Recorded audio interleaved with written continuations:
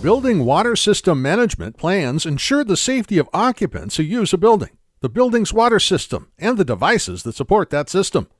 When a building is shut down or sees a reduction in operation, it usually also sees significant changes in water usage. When this occurs, there's always potential for serious health risks for building occupants when they return. Three main hazards that result from these periods of disuse are mold, Legionella, the bacteria that causes Legionnaire's disease, and heavy metals that can release toxic levels of metal into potable water systems. Let's look at them individually. Mold is a type of fungus that sprouts from microscopic spores floating in the air or growing on various surfaces. Even before mold becomes visually evident, people with allergies, asthma, or other respiratory conditions can experience negative effects from breathing in the spores. For otherwise healthy people, mold might go unnoticed until it becomes visible or a damp, musty smell becomes obvious. Mold can grow almost anywhere, and all buildings have the essential ingredients. Mold growth simply requires the presence of mold spores, surfaces for growth, like insulation, drywall, or wallpaper, oxygen, and temperatures above 40 degrees or so. Pretty much every building has the basic ingredients that allow for mold growth. Then just add moisture. The moisture can come from sources like leaks from pipes and around windows, accumulating condensation, or flooding from broken plumbing or extreme weather. There also isn't a clearly defined period of build-up stagnation prior to growth of mold.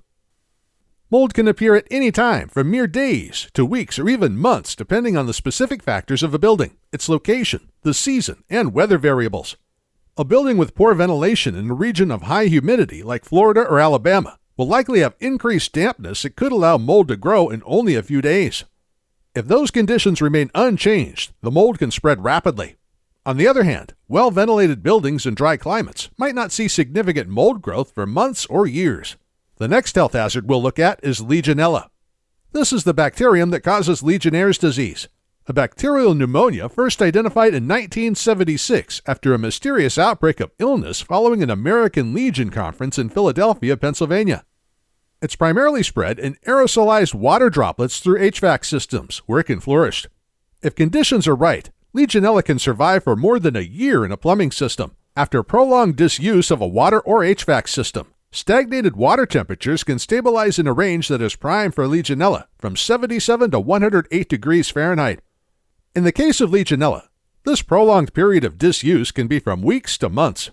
The bacteria's growth also depends on plumbing-specific factors, like residual amounts of disinfectants like chlorine, water use patterns, and any pre-existing colonization of Legionella. According to the CDC, a building's potable water system with issues like extensive dead legs, low disinfectant residuals, tepid water temperatures, low water flow, and even the limited presence of Legionella could see substantial growth quickly. On the other hand, the CDC advises that an efficiently designed potable water system with high disinfectant residuals, elevated hot water temperatures, normal water flow, and with no previously existing Legionella bacteria may not have Legionella colonization at all. Finally, let's examine the threats posed by heavy metals in extended building disuse. Heavy metals are metallic elements with relatively high density compared to water. They include metals like copper, iron, lead, and selenium.